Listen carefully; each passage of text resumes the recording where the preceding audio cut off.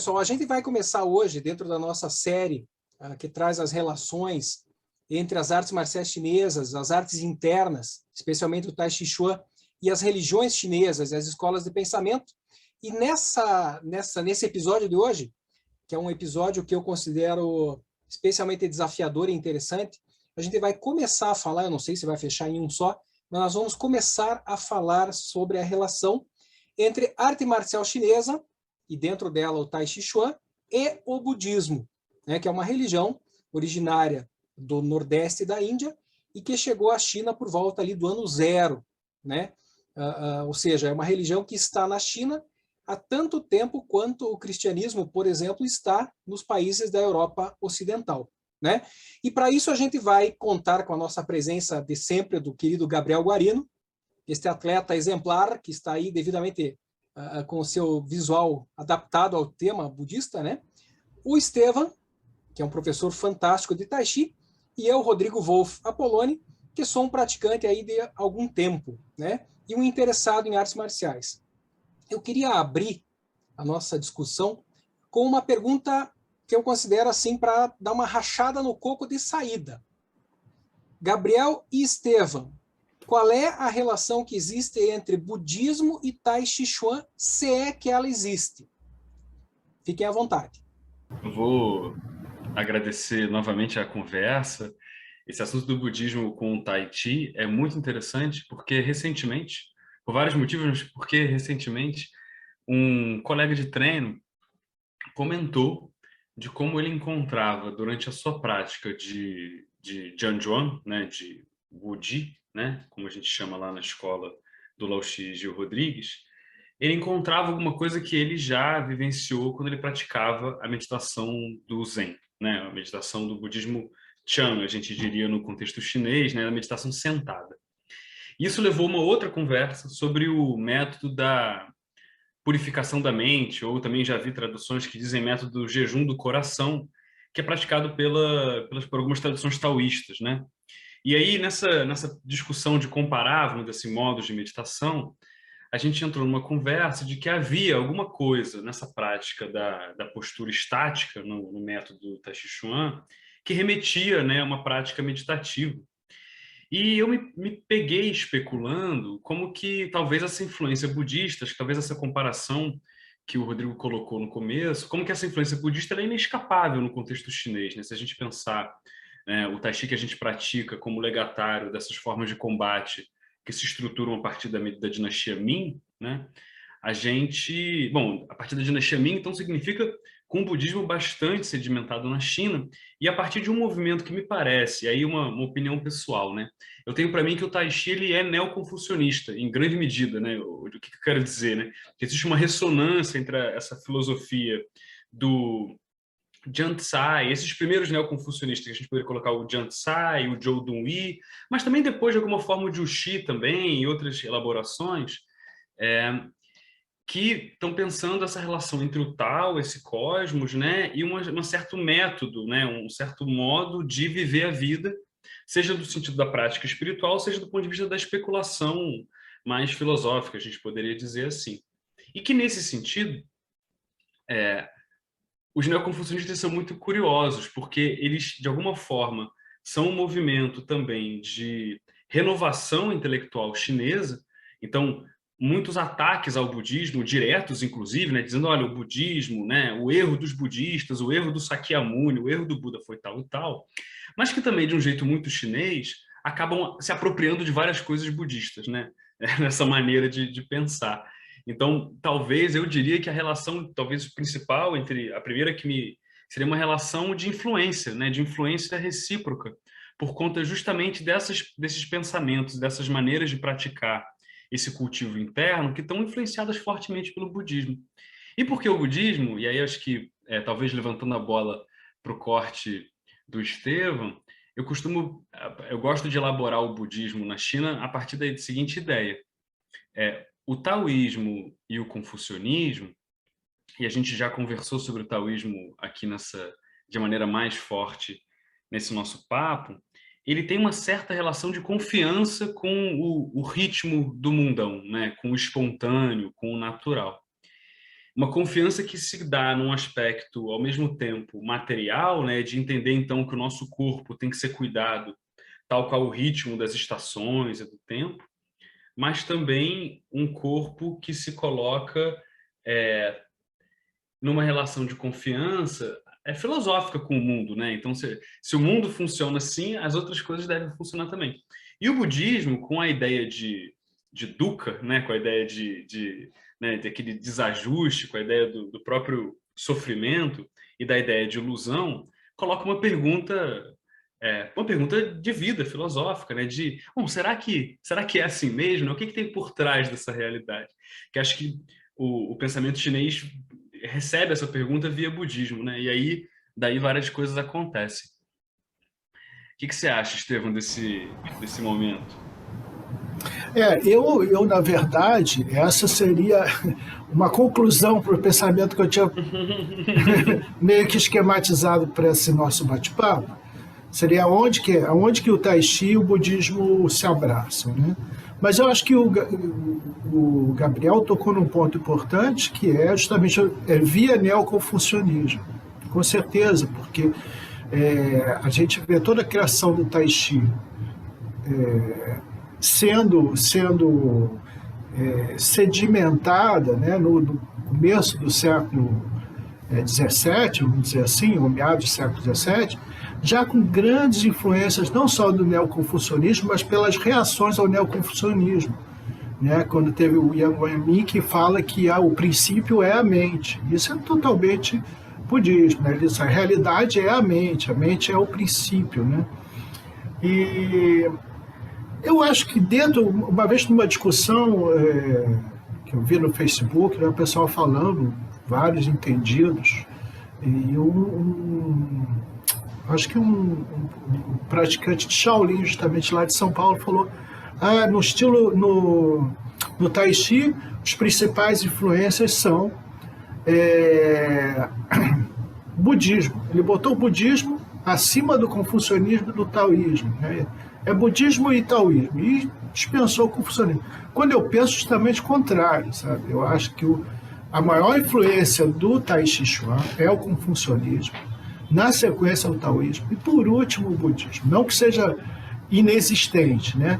Tem alguns autores específicos da história da família Chen, franceses, eles dizem que dentro das posturas do Tai Chi, né, os nomes alegóricos das posturas do Tai Chi, basicamente no estilo Chen a gente tem na Lao Tcha, na Xinjia, Tinka Tao Tui, ou seja, o guardião do templo, né? O guardião do templo, ele é essa imagem do guardião budista, né? No qual, ao bater o martelo, ele elimina a realidade, ele, digamos assim, ele quebra aquele diamante da realidade, então ele abre a ilusão. E uma outra postura que está lá numa das posturas do Quan Tao, que tem uma alusão a Kuan Yin. Em termos de práticos, em termos de postura, nós só temos essas duas referências ao budismo. Eu vejo algumas outras coisas, não nas formas, não nas técnicas, né, que dentro do Tai Chi, com relação ao budismo, que é justamente esse papel que a mente joga, né? A atenção que se dá à mente, né?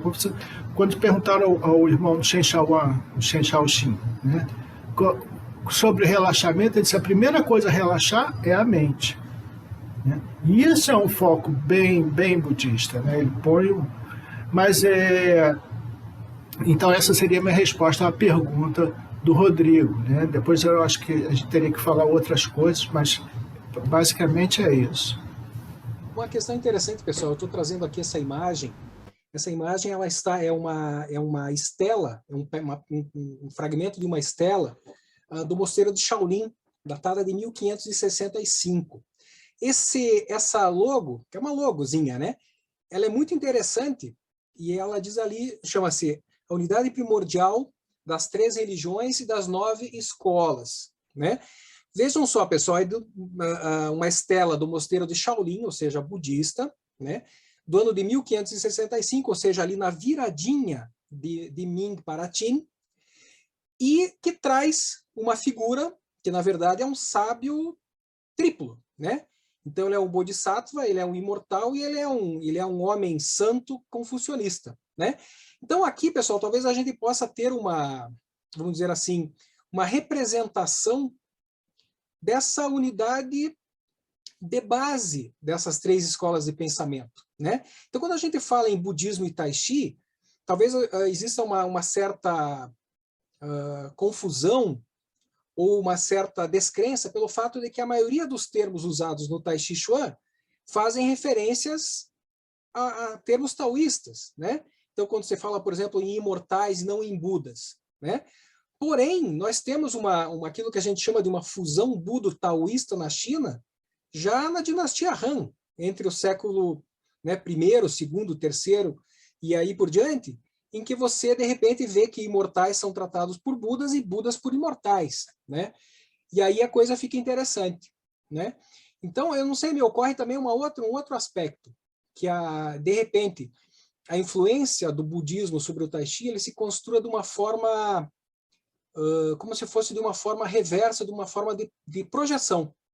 Em que sentido? Você tem a construção, a partir lá do epitáfio, né, para Wang Jiangnan, de uma escola externa e de uma escola interna. Então, de repente, o Tai Chi é influenciado pelo budismo dessa forma muito sutil e antiga, por um lado.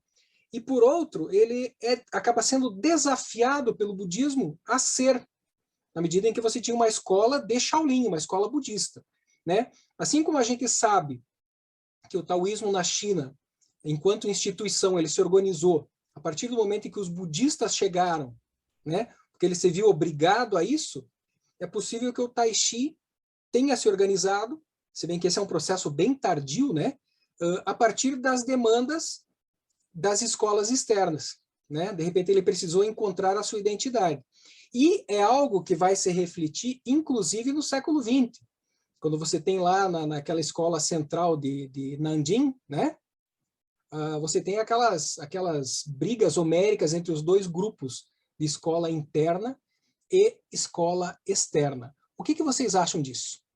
E tem uma relação que tem a ver com isso que você falou dessas brigas, que me parece é boa essa ideia de projeção, né? Porque coloca também o fato de que, de alguma forma, a civilização chinesa sempre está lidando com um espectro, projeção, ou às vezes invasão, no sentido mais material, do outro, né?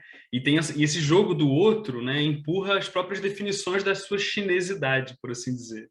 E o budismo é um desses outros que é tão outro que depois se constitui como uma própria coisa chinesa e depois vira de novo do outro.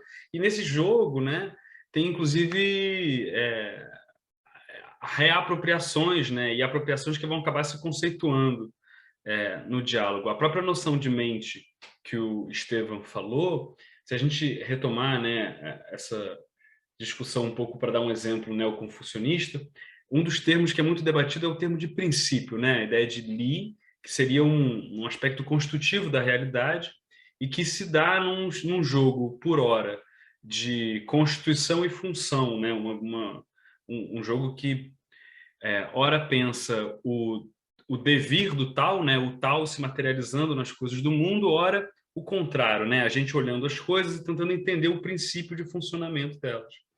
E numa dada maneira, essa noção de princípio vai ser colocada nos termos budistas dessa mente que o Estevam falou, que é uma mente com maiúsculo, né, quase que uma consciência universal, uma consciência búdica, né, que a gente alcançaria, inclusive, né, por um retorno ao vazio.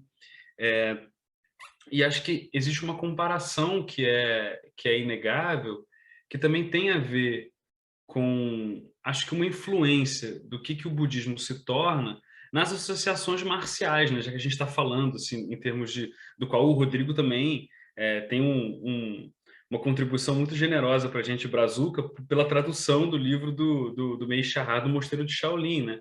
Porque, às vezes, a gente pensa, é engraçado, porque você fez essa pergunta, e eu respondi muito na filosofia, né? Pensando assim, nossa, as influências da filosofia. Mas tem uma outra influência que, assim, o mosteiro de Shaolin se coloca como um centro de produção de, enfim, guerreiros em grande medida, né? E que daí vão por aí. Aí Shaolin, aí ser de Shaolin ou ser budista é também uma filiação de grupo, e não necessariamente uma prática filosófica, nem sempre, né?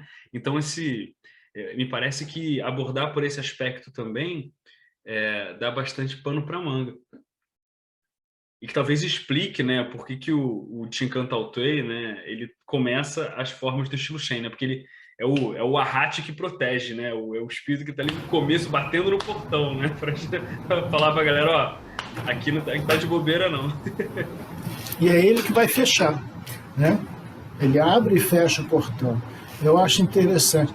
Eu queria abordar dois em cima do que antes de abordar a questão marcial em si, né? Quando o Rodrigo fala dessa primeira fusão na dinastia Han ainda do budismo com o confucionismo taoísmo, digamos, com a cultura chinesa, né?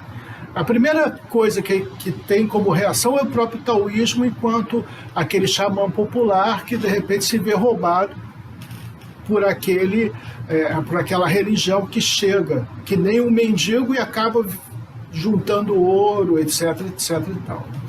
Então, acho que o budismo ele vai crescendo a partir da dinastia Han, vai se achinesando, né?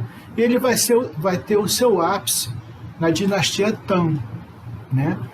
E aí ele vai crescer, crescer, crescer, até que no final existe uma perseguição aos budistas. O governo, justamente, confucionistas e taoístas fazem de maneira com que o governo mude a sua opinião a respeito dos budistas, que de fato estava virando os budistas tinham mais posses em termos de terra do que os clãs mais ricos. Então isso também foi como tudo que enche, chega um momento, né? E aí houve essa perseguição budista no final da dinastia Tang. E que depois vai ser amortecida, né? Passando a dinastia Sung, ela vai ser amortecida com a dinastia dos mongóis, porque os mongóis são budistas, eles seguem o budismo do Tibete, o budismo lamaísta, né? Mas antes, eu acho interessante a gente abordar dois aspectos, que eu acho que isso, aos poucos a gente vai perceber como no Tai Chi isso é importante, talvez não assim de cara, mas como sutilezas, né? O que o Javari fala, algumas coisas que o budismo trouxe para a China, né? E a primeira delas, que eu acho que é muito interessante, que é totalmente inédita, né? É a noção de compaixão, né? Por quê? Porque a compaixão, inclusive a palavra que os chineses escolhem para compaixão, não é uma compaixão qualquer, né? É uma palavra, pei, que embaixo tem coração e mente, em cima tem como se fei, uma palavra derivada de fei, que é penas, só que fei normalmente tem as penas todas viradas para lá, e no caso da compaixão tem as penas em sentido contrário, né? Então trata-se de você se desarmar para abrir o seu coração, entendeu? Então é esse tipo de compaixão que vai trazer uma nova dimensão para o chinês, que até então o confucionismo não, tudo bem, você tinha que ser correto, etc, etc, mas você não se botava muito no lugar do outro, apesar de Confúcio dizer, né, não faça o outro que você não quer que te faça, né? Mas a compaixão realmente era para desarmar o coração, e então isso é a compaixão. A outra coisa foi o Chan, ou seja, isso que o Gabriel acabou de falar. Esse tipo de contemplação, né, esse tipo de meditação, que é um pouquinho diferente da alquimia interna taoísta, na qual você quer se fusionar com a natureza, você quer fazer uma transformação da sua energia sexual, etc. Toda aquela burocracia, né? Que também é gradual, como uma linhagem do budismo, né? Vai chegar ao chegar à China, vai criar esse amálgama que eu acho importante, cujo resultado é o Chan, que vai ser o Zen no Japão, né? No qual aquilo que, para você chegar à iluminação, ao invés de você ter que passar por várias vidas e reencarnações, que esse é outro conceito novo também que entra na China, né? Uma coisa mais prática, não, eu posso iluminar subitamente aqui e agora. Então essa ideia é muito interessante e ela vem via budismo. O budismo, embora na origem ele não fosse Chan, ele já traz a mensagem de que o Buda habita em todos nós. Então a questão de você descobrir o Buda, né, e de você vivenciar esse Buda é a iluminação, né? Então o Chan, a compaixão, e um terceiro fator que eu acho que é importante a gente falar, que é a mudança da situação da mulher na China com a entrada do budismo. Porque até a entrada do budismo, a mulher tinha, até a dinastia Han, a mulher meio que ia ali, tinha mulheres generais, mulheres guerreiras, ela ia meio aqui, ali ao lado dos homens. A dinastia Han é a primeira a pegar as mulheres e pá, botar para baixo. E os neoconfucionistas, então, vão botar uma pedra em cima e vão acabar com digamos, a breve liberdade que elas tiveram durante a dinastia Tang, que você vê nas artes, como a mulher foi retratada na dinastia Tang, jogando, tocando música, a cavalo, fazendo esportes, enfim, era uma liberdade que elas estavam provando que o budismo traz a partir do momento que ele posiciona a mulher, né, como igual a qualquer ser vivo, cuja importância é igual, todo mundo tem o seu karma. As mulheres tinham, até hoje na China, é difícil para a mulher, né? Mas, por exemplo, a mulher, quando ela casa, ela passa a fazer parte da família do marido. Até o budismo chegar, o marido podia chegar e dizer assim, não gostei dessa aqui, devolve. Caso ele não se entendesse bem com aquela mulher, ou pior, caso ela não conseguisse ter um filho homem, ele podia devolver para a família, o que era um horror. Porque depois essa mulher, ao ser devolvida, ela, ao morrer, né, por isso que ela não podia casar de novo, também, mesmo que ela fosse viúva, porque ela não faria parte de nenhuma das famílias, né? E justamente a pior sorte é a das viúvas, porque havia casamentos feitos, por exemplo, quando as crianças tinham 5, 6 anos de idade. Aí criava-se compromisso. Digamos que o rapaz, antes dos 15 anos, por alguma fatalidade, morresse. Aquela menina não ia poder mais casar. Entendeu? Então ela ficava na família dela, uma boca a mais para alimentar, né? E, enfim, naquela situação meio que maltratada, ou ia para a família do marido ser empregada da sogra. E o caso das viúvas? O caso das viúvas, né, no caso, não o caso dessa viúva precoce, mas no caso da viúva, casou, estava vivendo bem com o cara morreu. Se ela não teve um filho homem, também ela estava muito, muito mal na situação. E o budismo vem criar, então, os monastérios para mulheres, que era uma revolução. Se para os homens já era mal olhado que o filho fosse ser monge e abandonasse a sua função de reproduzir, ou seja, continuar a família, para a mulher era pior ainda, porque era a única razão das mulheres existirem para os chineses era que elas reproduzissem, né? Então, ao ir morar no monastério, né, ela primeiro está negando a família e está negando a função reprodutiva.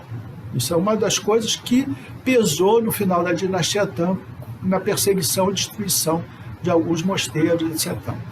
E, mais escandaloso ainda, um monastério de mulheres chefiados por uma mulher. Então, tudo isso muda, né, a perspectiva da mulher. A mulher tem um alívio, porque ela encontra ali com as suas colegas, digamos assim, suas irmãs, né, uma saída que não existia até então. Então, eu acho que esses 3 fatores importantes que o budismo vai trazer para a China, né, e que, embora para as mulheres, logo depois os neoconfucionistas vão atar os pés delas e vão fazer elas terem aqueles pés atados, houve esse momento, que foram alguns séculos, né? Dinastia Tang foi alguns séculos de, digamos assim, de liberdade para as mulheres. Aí como que isso se espelha no Tai Chi Chuan? Né? É interessante a gente pensar a respeito disso, né? Porque, obviamente, no próximo capítulo, acho que ainda não hoje, nós vamos falar sobre Shaolin, né? Sobre Shaolin. E mais cedo ou mais tarde, a partir de Shaolin, né? Não sei se naquela época, mas hoje em dia, pelo menos, existem muitos mosteiros nas quais as mulheres são guerreiras. Elas treinam luta, elas treinam e passam por um treinamento severo, que nem os monges Shaolin. Então, isso também é tipo uma emancipação das mulheres, né? Que depois, digamos assim, Mao Tse Tung vai ser o cara que, com todo o mal que ele tenha feito, isso ele fez de bom. Ele nivelou de novo, botou a mulher. Não, as mulheres carregam metade do céu, ou seja, elas começam a ter os mesmos direitos com relação a pagamento, emprego, etc., tal, perante a lei, principalmente. Não que tudo isso tenha mudado muito, mas já foi alguma coisa. Então, acho que isso era importante a gente colocar da entrada do budismo, né?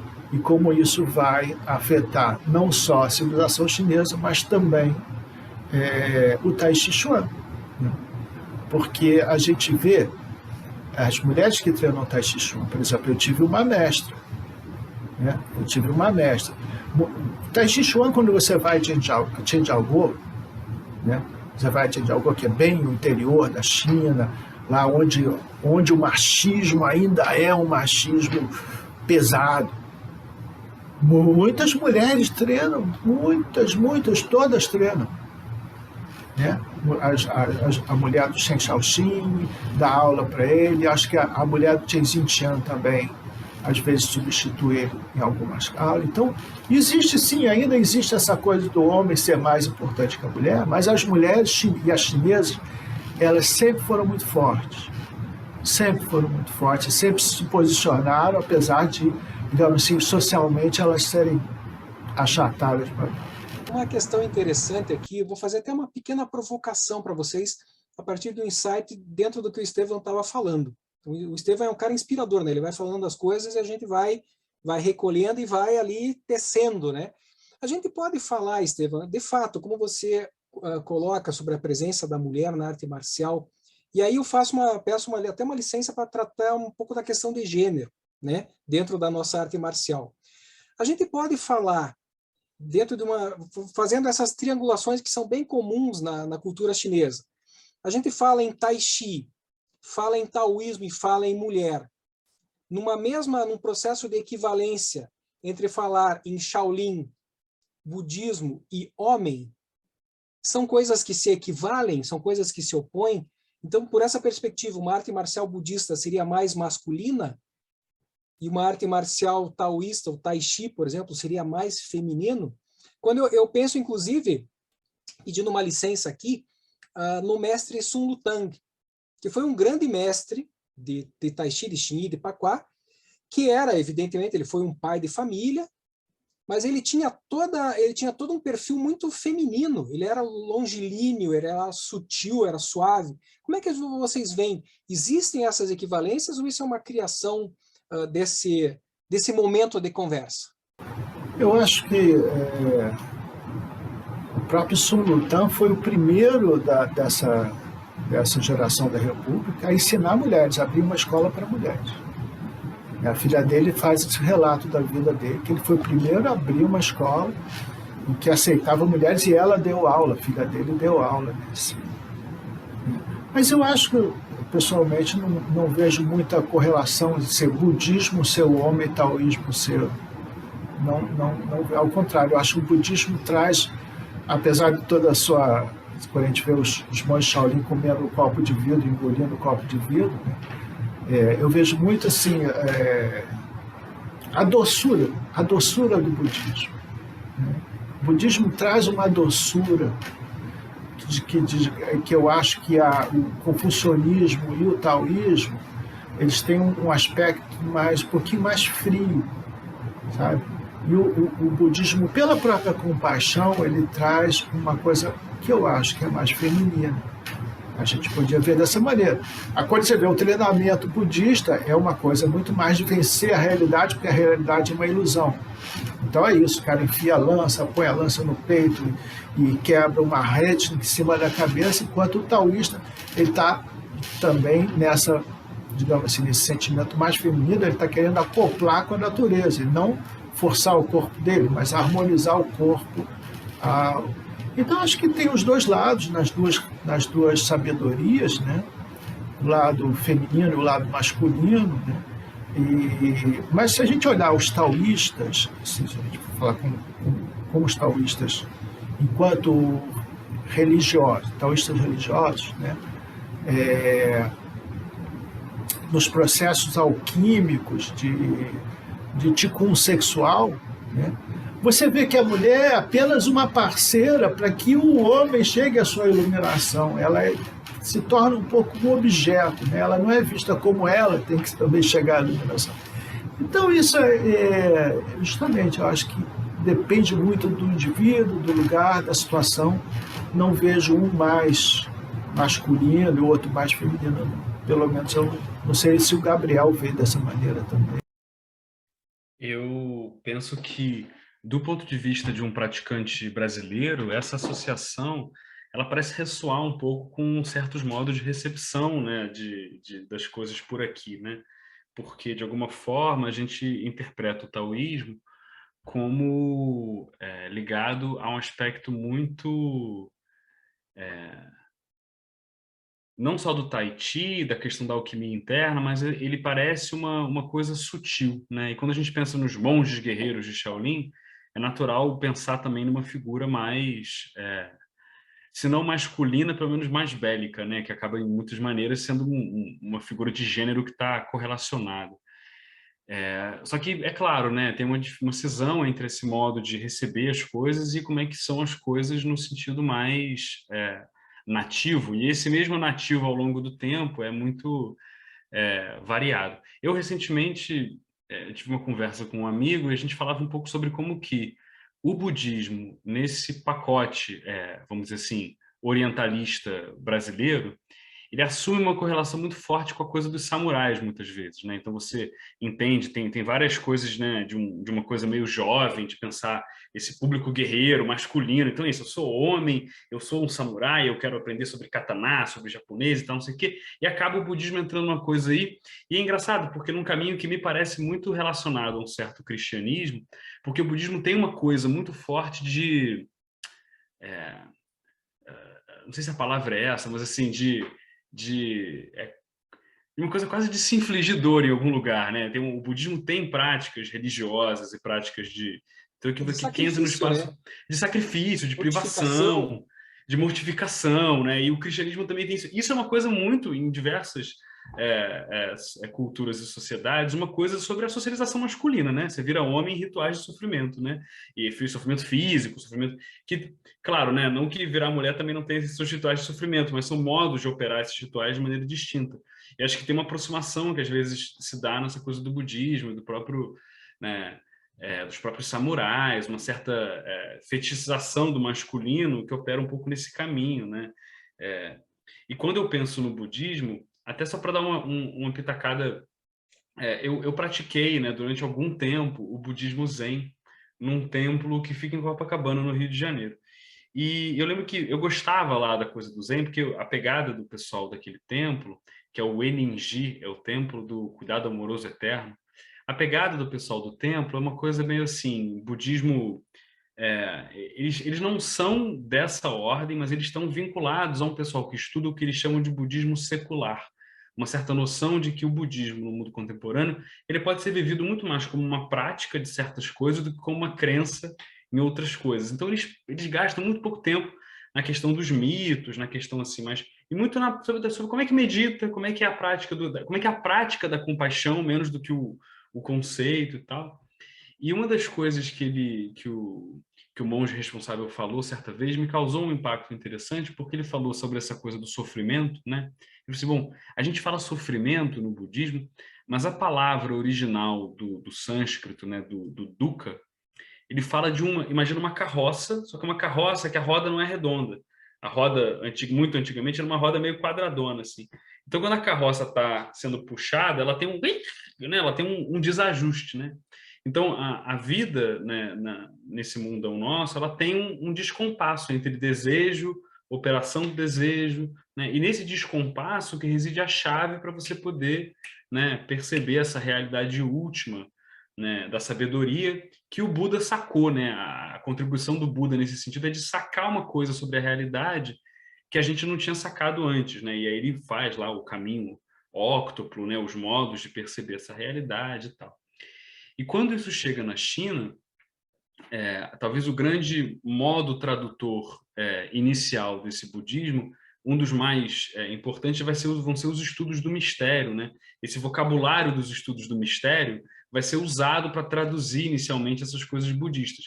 E os estudos do mistério são, vamos dizer assim, uma releitura confucionista do taoísmo, ou alguns dizem que é uma leitura taoísta do confucionismo, mas é um pessoal tentando já arrumar, né, esse meio de campo ali, dizer, olha, o taoísmo e o confucionismo têm uma correlação aí, tem coisas que a gente pode olhar, e quando o budismo vai ser traduzido para o chinês, esse vocabulário acaba sendo utilizado, o vocabulário do mistério, do taoísmo, né, dessa coisa do oculto, para traduzir as coisas budistas.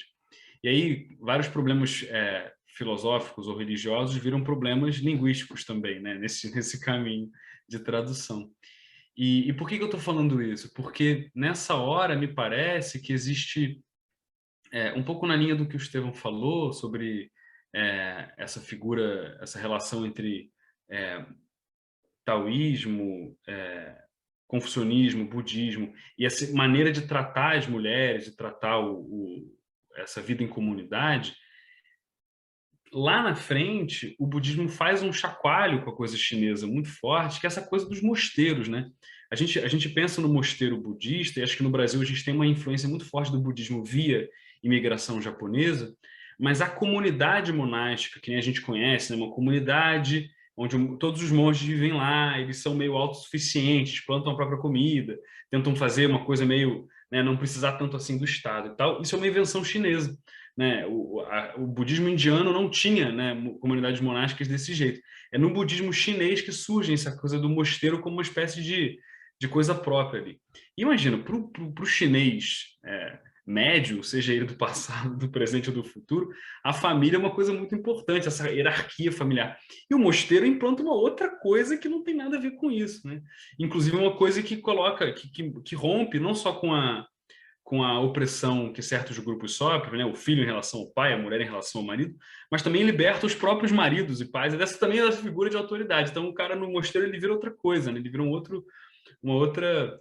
Para quem gosta de referências do mundo pop, naquela série Marco Polo, tem uma dada passagem que eles entram nessa discussão, né? Porque o problema dos budistas era esse, né? Bom, o budismo, se ele chegando, ele bagunça, né? E lá a gente está falando justamente desse período que o Estevão comentou um pedaço, né? De como é que os mongóis, quando chegam, eles têm uma outra relação com essas coisas religiosas todas. Inclusive, porque o budismo em dado lugar, ele tinha um risco de virar uma burocracia de Estado, né? Porque se o Estado resolve tomar essa tecnologia de organização social para si, nossa, é uma grande tecnologia de organização, né? O que me remonta também à própria ideia de como é que esses mosteiros budistas também viraram uma tecnologia militar em algum lugar, né? Que acho que é uma coisa que eu queria ouvir de você, Rodrigo, também um pouco sobre isso. Essa questão que o Gabriel traz é bem interessante. Na verdade, Shaolin, como você disse, são células auto-organizadas e autossustentáveis, né? Shaolin ganhou celebridade marcial no final do século XVI, meados do século XVI, na verdade. Claro que você já tem relações políticas e até marciais anteriores, né? Desde lá dos primórdios da dinastia Tang, ali 618 a 621. Só que os monges, eles emergem como guerreiros, de fato, no declínio da dinastia Ming, naquelas campanhas anti-pirataria, né? Que você tinha aqueles piratas japoneses que vinham do mar da China Central, invadiam os rios e os canais, quase como se fossem, comparando como se fossem vikings, né? E num período de declínio da dinastia Ming, você tinha um declínio institucional. Então você não tinha, por exemplo, tropas de exército e tropas fluviais suficientes para dar conta. E o governo Ming começou a rebanhar aqueles grupos que eram mais organizados. Então, por exemplo, além de Shaolin, na região de Henan, eles pegaram também monges do Monte Funyou, que também formaram uma tropa monástica, né? Então, é interessante a gente perceber isso. Primeiro, que o governo se apoiou em uma entidade à parte, institucionalmente organizada. Segundo, isso aí que talvez seja o mais misterioso, porque os monges eles entraram em combate muito rápido. E eles se tornaram célebres pelo uso de armas como, por exemplo, o bastão de madeira, em alguns casos, bastões de aços, que aquilo ali dava na cabeça do oponente, a cabeça explodia que nem uma abóbora, né? E os monges também ficaram muito conhecidos, a gente está falando por volta de 1550, 53, eles se tornaram muito conhecidos por sua extrema violência. Você veja que coisa. E aqui a gente tem um outro dado, né? Que o cânone budista chinês, ele não registra os monges de Shaolin como guerreiros. Ele registra Shaolin como berço do Zen, do Chan, na China, né? E sem vergonha desses monges guerreiros. Por quê? Porque os monges guerreiros, eles ferem o primeiro preceito da Pancasila, que é o de você não causar morte, né? É o preceito da não violência. Então, na verdade, os monges, eles meio que se atravessam. Essa é uma coisa que a gente vai deixar para o próximo capítulo, porque essa história é muito legal. E eles não só se tornam guerreiros de fato, como eles também se tornam guerreiros mitológicos quando eles entram para, vamos dizer assim, para a narrativa anti-Manchu, no século XVIII. Eu até produzi um artigo sobre isso, eu vou compartilhar a telinha dele aqui rapidinho. Aqui, ó. Compartilhar, ó.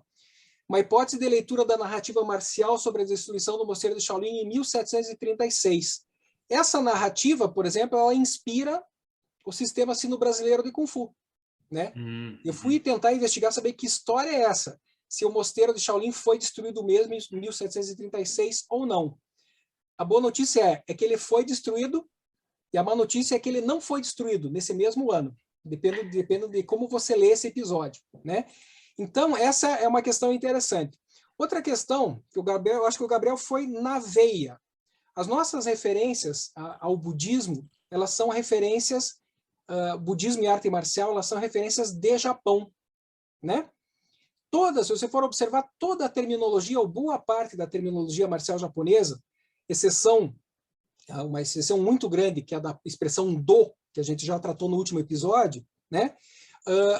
Ela se baseia em elementos do budismo. E talvez a gente tenha que pensar no seguinte sentido: as artes marciais japonesas, elas ascendem, elas se desenvolvem, elas crescem ao mesmo tempo em que as artes marciais chinesas fazem o mesmo processo, só que em dois cenários muito distintos. Por quê? A gente está em fim de dinastia Ming, início de dinastia Qin, rebeliões, etc., uma pancadaria sem tamanho na China. E o Japão, a gente tem o quê? O período das guerras civis, a chegada dos portugueses, a chegada das armas de fogo, a vitória de um grupo, o fechamento do país na mesma época, né? Então, na mesma época em que o Kung Fu começava a se desenvolver na China, o Kung Fu como a gente conhece hoje, o Japão se fechava. Na China, pelo menos essa é a hipótese que eu construo, esses cultores da arte marcial puderam se carregar muito, inclusive por uma questão nativista, de elementos do taoísmo no seu discurso. Enquanto que o Japão não era um país taoísta, né? Se existe um sucedâneo do taoísmo no Japão, e que os especialistas não me ouçam, porque isso aqui é uma heresia, esse sucedâneo seria o shintoísmo, né? Algo que se aproxima mais, por exemplo, de uma percepção de natureza e de espíritos da natureza. Então, eu tenho assim como hipótese o seguinte, que a arte marcial japonesa, ela se assentou sobre o budismo, né? Inclusive, você pega, por exemplo, Takuan Soho, né? Miyamoto Musashi, aquela coisa toda, e você percebe toda uma terminologia budista carreada para dentro da arte marcial. Enquanto que na China você tem referências a Shaolin, ao budismo, e você tem referências ao taoísmo, inclusive como resistência à religião, aspas, estrangeira, que era o budismo, que é algo que o Gabriel também mencionou, que o budismo é uma religião estrangeira, que se tornou chinesa, que depois deixou de ser chinesa e depois voltou a ser chinesa, né? Ou seja, é um negócio fantástico. O que vocês têm a me dizer sobre isso? Eu pensava que os samurais eram mais shintoístas do que budistas. Isso para mim está sendo uma novidade. Que eles tenham tido mais influência do budismo do que do próprio shintoísmo. Não sabia disso. Agora, esse processo de taoísmo, enquanto digamos, fazer oposto ao budismo na China, né? Nessa época que você está citando, nós vamos abordar mais Shaolin no próximo capítulo, correto? Né? Porque você citou a dinastia Ming, o advento dos Shaolin como guerreiros. Mas eu me lembro que, se não me engano, o primeiro imperador Tang, ele tinha entrado, ou seja, 6 séculos antes, né? Ele tinha entrado no Shaolin, tanto é que tem uma forma, acho que do Shaolin atribuída a ele, Tai Tzu, né, que é o nome dele. E tem também uma figura que é aquele, tipo uma divindade com bastão, que é tipo assim. Mas acho que isso tudo você vai abordar, né, Rodrigo, no próximo capítulo. Então não vamos cara, você está falando, eu estou doidinho para entregar a história toda aqui. Mas deixa eu só falar uma coisinha, outra coisa que eu acho que é muito importante, assim, que o budismo trouxe da Índia, não era nem uma figura budista, mas que chega na China e explode, que é a figura da Kuan Yin. Né? A Kuan Yin, eu me considero um devoto da Kuan Yin, né? Porque ele vem como, ele era um bodhisattva masculino, protetor dos cavalos na Índia, e que sabe-se lá porque ele atribuído a ele a qualidade da compaixão, ele era o que trazia a compaixão. E na China, então, ele vai se tornar mulher. Isso é uma coisa que até hoje não li em nenhuma fonte, como é que esse bodhisattva se transforma em mulher. Mas o fato é que ele se transforma em mulher, e além de se transformar em mulher, ele ganha 1000 braços, né? Tem aquelas famosas danças da Kuan Yin com várias dançarinas, uma atrás da outra, né, fazendo aqueles braços todos. Né? E eu acho que, e como justamente é uma das posturas dentro do Tai Chi que recebe o nome da Kuan Yin, né, eu vejo a Kuan Yin como uma figura muito interessante, porque ela é tanto venerada nos mosteiros budistas como taoístas. Então vem a ser mesmo uma amálgama, né, enquanto espírito, grande espírito, porque ela realmente Kuan Yin é um gigante do budismo chinês, né? Ela realmente está presente em todos os lugares que você vai ter uma Kuan Yin lá, e é essa coisa da compaixão. E vocês sabem que o significado do nome Kuan Yin, Quan é um dos ideogramas do I Ching, que significa ver. E é uma coruja, porque ela vê de noite, ela vê o que os outros não veem. Né? Então, essa é a ideia de compaixão através de uma divindade que escuta o pranto dos necessitados, dos desesperados. Então, ela vai ali. E é engraçado que nesses sincretismos religiosos, no Brasil, por exemplo, em algumas correntes espirituais, a Kuan Yin seria a Nossa Senhora. Ela ganha esse grande espírito que se manifesta na China enquanto Kuan Yin e no Ocidente enquanto a Nossa Senhora. Eu acho muito interessante. Esteban, se você me permite ler rapidinho, essa percepção foi a que os portugueses tiveram quando chegaram à China. Então, quando eles viram as primeiras representações de Kuan Yin, lá no século XVI, eles imediatamente a identificaram como Nossa Senhora e encontraram ali um ponto de conexão com os praticantes, com os fiéis locais. Né? Veja que interessante isso. Pois é. Então, eu queria citar essa, acho que era uma das coisas que falaram. E a questão de ser vegetariano, isso também os budistas vão trazer para a China, que é também uma coisa desesperadora para o chinês que olha para os animais, né? Porque a ideia do karma, essa ideia do karma, também é o que, na verdade, vai fazer com que eles sejam vegetarianos. Porque e isso foi uma das coisas muito importantes, porque pela primeira vez, tanto o camponês como o imperador são responsáveis pelos seus atos.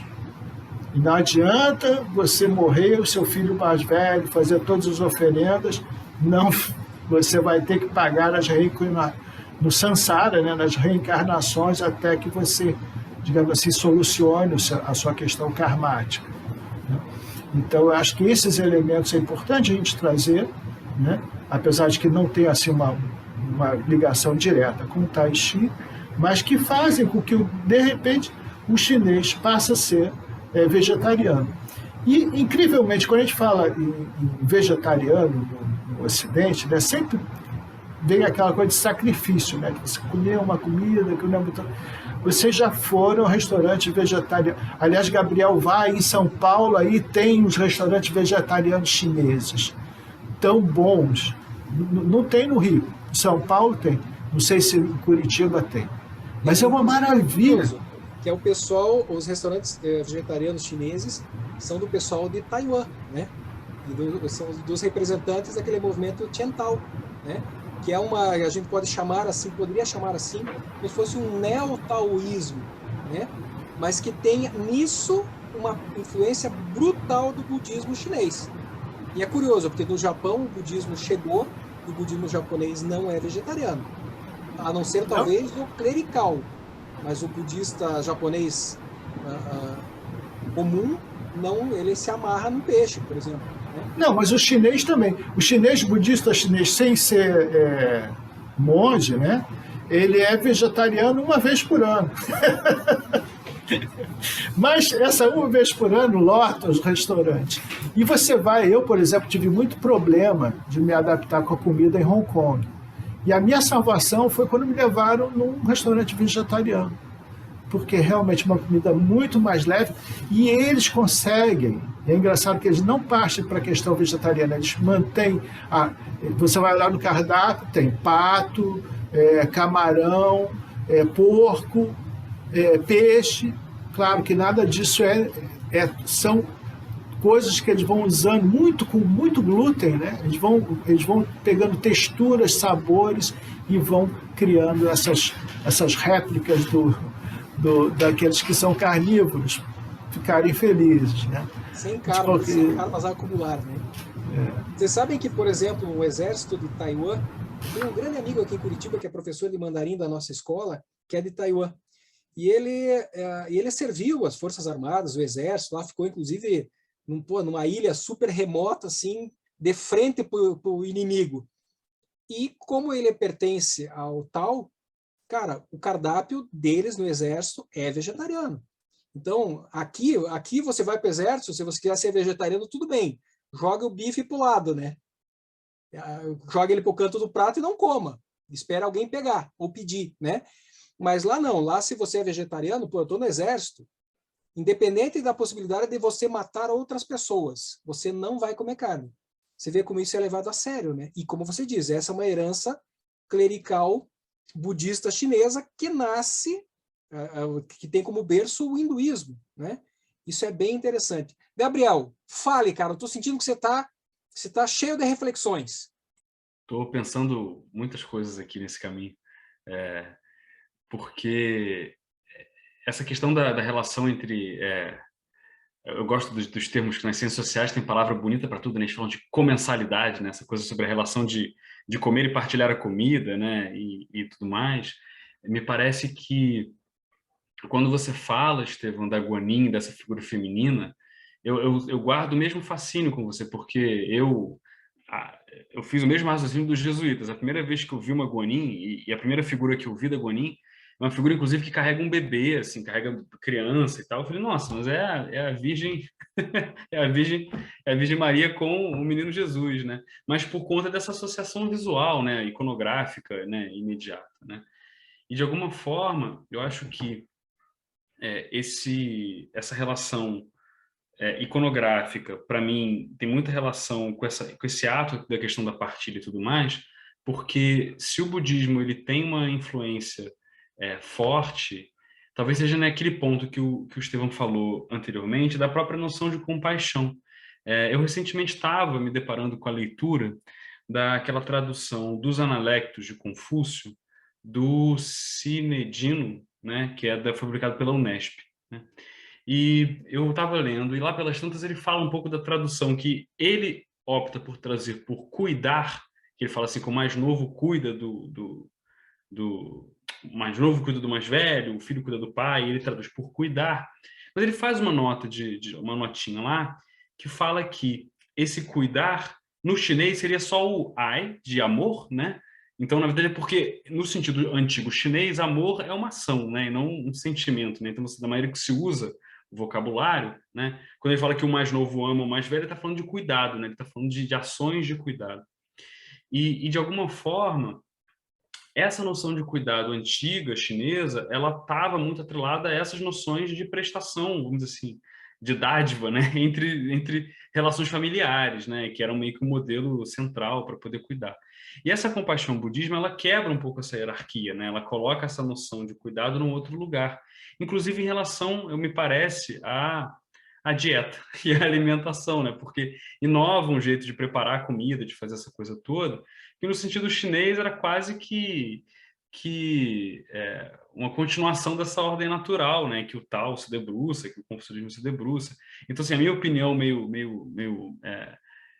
isolando a bola do parquinho, é que essa violência que a gente encontra nos monges guerreiros, ela é uma violência que, de alguma forma, é constitutiva de uma certa ordem espontânea do mundo chinesa, que se eu fosse traduzir em termos antropofágicos tupiniquins, me parece muito parecido com o que... Me parece parecido, é ótimo. Com o que a gente vê na ordem, por exemplo, indígena dos grupos Guarani e de outros grupos aqui do Brasil, de uma guerra imanente. A guerra é constante, o constante da vida humana é um processo de destruição, deterioração e tal, que coloca o sujeito sempre numa condição de desfazimento e refazimento que tem a violência como um polo normal de escape, né? Acho que me parece que os filmes de Kung Fu adotam isso muito bem, talvez por uma influência, inclusive, das histórias de wuxia, né? Que também são muito violentas, né? E que essa violência premente dessa coisa chinesa, o budismo bagunça ela um pouco, né? Tanto que as elaborações chinesas vão dar um jeito de contornar um pouco essa maneira de fazer. Eu fiquei com vontade de voltar a essa coisa do que eu falei dos samurais, porque eu acho que você está certo no lugar, Estevão, porque eu acho que os samurais eles são talvez a influência central de toda a maneira de pensar e de organizar talvez o ritual japonês é muito shintoísta, né? E a gente vê essa influência inclusive no Aikido, né? Que o Moirei, eu não sei falar o nome dele, o Ueshiba, ele era um cara muito que resgatou essa coisa do shintoísmo e colocou. Mas eu acho que a maneira com que algumas obras, talvez algumas certas influências budistas chegaram para a gente, você pensa no Miyamoto Musashi, que é um cara que tinha um grande amigo que era um monge, que é um monge famoso, né, e tal, que era amigo dele, que era um monge, que uma figura histórica mesmo, conhecida, e como é que a leitura que ele faz, né, das conversas com um amigo coloca o budismo num espaço de destaque. Então, que é uma coisa relativamente recente também, se você pensar a história japonesa, né? Essa elaboração do Budô e que está relacionado a essas artes vem já do período, né, do Edo para o Tokugawa para frente. Então, a gente também está falando aí das viradas do século XVII para cá, né? Então, é um período relativamente recente. Desculpe, Gabriel, te interrompendo rapidamente, uma coisa que você coloca que me ocorre que talvez traga um pouco dessa relação do budismo, né? A gente pode pensar em termos de China como confucionismo, taoísmo e budismo se organizando, e Japão, né? Neoconfucionismo, budismo e shintoísmo se organizando. Mas eu não sei, eu fico pensando o seguinte, que o budismo talvez ele tenha florescido no Japão shogunal e das guerras civis, justamente pela impermanência, né? Se você pega, por exemplo, o budismo de imigração no Brasil, a gente percebe dentro dos estudos religiosos, isso não tem nenhum caráter ofensivo, né? Mas era uma religião funerária, né? Uma religião de culto aos antepassados e de homenagem aos antepassados. Então me ocorre que se nesse período de tantas batalhas, tantas guerras civis e tantas mortes, né? E de uma percepção da impermanência, a partir do momento em que o Shogun pode ter chamado assim, né? Cometa seppuku, né? Então essa percepção da impermanência, ela é muito budista. E diante de centenas e milhares de mortos, né? Você de repente tem que construir uma relação com esses antepassados dentro da impermanência. Então eu acho que o budismo ele ganhou relevo dentro de uma esfera marcial no Japão, inclusive por causa disso, né? Porque o shintoísmo, e eu até assim data vênia, eu falo com uma experiência de casa, porque eu moro com meus sogros que são japoneses.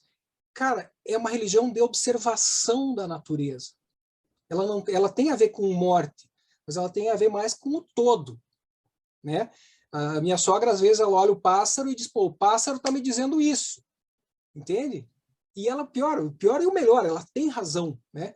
Enquanto que o budismo, me parece que ele carrega, no caso histórico japonês, essa herança da necessidade de você conviver com vivos e mortos, né? Num período de intensa mortalidade. O que vocês acham? Eu gostei muito desse insight, Rodrigo, porque ele me coloca num local interessante, que se a gente tomar talvez esse medium aí, acho que talvez para quem é praticante de Tai Chi e pensa um pouco isso, quando eu penso na gente praticando Tai Chi Chuan, né, nos movimentos, e aí até mesmo do Kung Fu, né, que a gente entende como externo, né, mas lembrando que é tudo Kung Fu, né, tudo arte marcial chinesa, tem uma diferença muito prática, me parece, entre impermanência e mutação, ou impermanência e transformação. Porque se a transformação, a mutação, ela aponta para uma mudança iminente do mundo que está continuamente sendo soprado, a impermanência, por outro lado, ela fala de uma mutação que aponta, na verdade, para um vazio, que aponta para um mundo que, de alguma maneira, se constitui enquanto negativo, né? O que tá materialmente colocado aí não é. E não é porque não é no sentido taoísta, porque não pode ser dito. Não, é porque não existe mesmo, entendeu? É uma coisa que, né, no final não vai ter mais, entendeu? Vai voltar para um vazião. Isso moralmente é muito diferente, né? Quando eu falo isso, até me coloca. E se a gente pensar isso que você falou dessa elaboração que você colocou, que eu achei muito boa, desse mundo funerário, né, desse aspecto e tal, em algum lugar eu encontro um eco, porque assim, eu fui educado enquanto um jovem que estava fazendo catequese, enquanto estava começando a praticar Kung Fu e lendo Confúcio, né? E depois eu acabei, acho que, ficando mais amigo do Confúcio do que do pessoal, né? Do que da Nossa Senhora e do Jesus Cristinho. Mas eu me lembro de um dos grandes insights que eu tive sobre o cristianismo já adulto, foi lendo Leonardo Boff, e ele fala assim, olha, para entender o cristianismo, tem que entender que o cristianismo é uma religião apocalíptica. A gente está falando de uma religião que está preparando o mundo que vai acabar. Então, a vinda de Deus, né, a vinda do reino dos céus. Então, o cristianismo está pensando uma salvação que, ao mesmo tempo, é coletiva, mas é individual, mas de um mundo cujas estruturas sociais não vale a pena nem mudar, porque o Cristo vai chegar e vai salvar a gente de outro jeito. Porque também fala de uma religião de um povo que está sendo constantemente expulso, de um povo que não encontra nessa vida social a realização espiritual, e que por isso se movimenta, né? Então, essa noção de apocalíptica não é porque o mundo que a gente vive vai acabar, mas é porque esse mundo nosso está num outro regime de tempo. E é diferente de um mundo chinês que está pensando uma ancestralidade que remonta numa linha do passado tranquilona até o infinito, né? E que a gente, então, tem uma certa tranquilidade da ordem social que permite que o confucionismo se estruture, talvez, botando fé na ordem social como um meio de realização espiritual. E o próprio taoísmo, embora ele tenha essa figura do ermitão, ele também guarda um pouco isso, né? Porque ele pensa um pouco como que o microcosmo, o macrocosmo está em relação e tal. Então, acho que esse insight seu, acho que joga para a gente um local bacana de pensar, né? E se a gente pensar assim, né, uma arte marcial budista, a impermanência acho que se manifesta de outro jeito no corpo, né? Acho que, sei lá, se a gente pensar os movimentos de Shaolin, né, eles começam, acabam, é tudo muito... né? É diferente de um certo fluxo contínuo do Tai Chi Chuan. Eu gostaria de pontuar que o Javari, por exemplo, ele fala que as religiões chinesas não são religiões, né? Budismo, o taoísmo, o confucionismo, e ele vai te dando vários exemplos, né? Assim, que todas têm essa coisa do religar entre o mundo invisível e o mundo visível e a morte como situação. Mas ele diz que realmente o chinês não se importa, como, por exemplo, eu vou dar só um exemplo assim, você não pode ser católico, cristão, você não pode ser católico e ao mesmo tempo ser protestante. Ou você é católico ou você é protestante. Você não pode ser católico e judeu. Ou você é judeu ou você é católico. As nossas religiões, e nesse ponto as religiões se constituem mesmo como uma coisa bem definida, sem sincretismo. No Brasil houve, principalmente com as religiões afro, né? Houve um sincretismo junto também com as crenças indígenas, animistas. Então tem esse sincretismo muito legal, que infelizmente está sendo perseguido agora pela extrema-direita, né? A gente tinha que... Vamos passar essa fase. Mas esse sincretismo, para o chinês, ele nunca entendeu por que existiam guerras santas. Por que existe guerra? Não, porque para o chinês, a única religião verdadeira é o culto ancestral. Taoísmo foi, digamos assim, uma manifestação, foi uma materialização desse culto ancestral. E o confucionismo foi uma organização dessa materialização. E o budismo foi uma adaptação para poder entrar nessa história também. No fundo, digamos assim, todas as nossas religiões também têm que lidar com a morte. A morte vai chegar para todos nós, e isso é que faz com que as religiões existam e tenha tanta gente que embarque nessas histórias ao ponto de matar uns aos outros, porque o meu amigo invisível é esse e o seu não é. Né? Então, acho que isso é uma coisa que o chinês, nesse ponto, eu acho muito interessante, por causa do entendimento do conceito do Qi, da energia, que na sua constituição mais, digamos assim, material é o sólido, é a matéria em si, na sua constituição intermediária é a energia, na sua constituição mais sutil é espírito. Então faz com que, de certa maneira, as religiões sejam muito materializadas. O chinês, ele olha para a religião uma coisa muito, é uma barganha. Eu faço um pedido ali para aquela divindade, ela não atendeu o meu pedido, eu vou para outro, deixo para lá. Eu fui no budismo ali, fiz um pedido, não deu certo. Eu vou no tal, e tudo bem. Tudo bem. O que importa, e isso eles não abrem mão, é o culto aos ancestrais. Né? E acho que isso é muito legal, porque acaba pontuando uma coisa interessante, que em vez de uma promessa pós-morte, de uma vida eterna, né? O chinês ele se nega a essa noção do vazio. Essa é a grande questão do neoconfucionista, do vazio, da inexistência do neon, né? Daquela coisa que não existe. O próprio Wu do Qi, do Wei, conforme a gente já falou antes, é uma floresta queimada na qual existe a potencialidade de tudo, né? Então, o Wu não é o nirvana, não é o desapego total, né? Ele é, de fato, alguma coisa que... Então, eu acho que isso é muito legal. No livro do Javari, do Yin Yang, ele fala assim, o chinês, ele opta, em vez de acreditar numa vida eterna depois a morte, ele prefere acreditar na eternidade da vida, que vai passar de pai para filho e vai continuar. Eu acho isso muito mais, para mim, eu sou muito mais simpático a essa ideia do que uma promessa do que sei lá o que, talvez o meu amigo invisível vai me dar ou não. Né? Mas eu, por exemplo, acho muito legal toda essa noção essa noção do karma, né? Isso é importante para todos nós, né? Porque, de fato, você faz parte do todo, o todo faz parte de você. Então, se você maltrata um bichinho pequeno que seja inutilmente, né? Isso é, digamos assim, é você ferir a vida como um todo. Né? A vida como um todo. Então, esse respeito da vida, né? Que a gente vê nos povos primitivos, quando o índio vai caçar e ele faz uma reverência àquela caça que ele matou, porque ela está dando a vida para eles viver. Né? Então, eu acho que isso é o karma. Isso é você entender o karma profundamente. E eu acho que o budismo ele dá esse lampejo nos chineses, quando ele entra na China, ele dá esse... Olha, nós fazemos parte desse todo, da eternidade, do meu ancestral, etc, etc. Mas nós temos a nossa responsabilidade pessoal do nosso karma. E isso é muito individual e isso vai ter um preço. Né? Eu acho que isso foi uma coisa, talvez uma das coisas mais importantes que o budismo traz.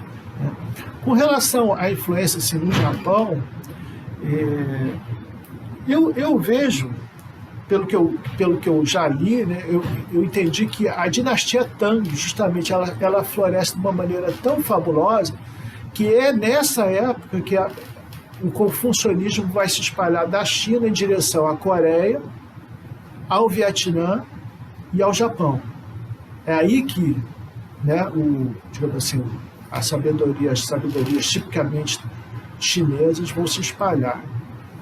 É só isso que eu queria acrescentar. Né? Pessoal, cara, essa conversa está sensacional, mas eu estou com o meu relógio aqui. Nós temos mais 1 minuto e meio de gravação.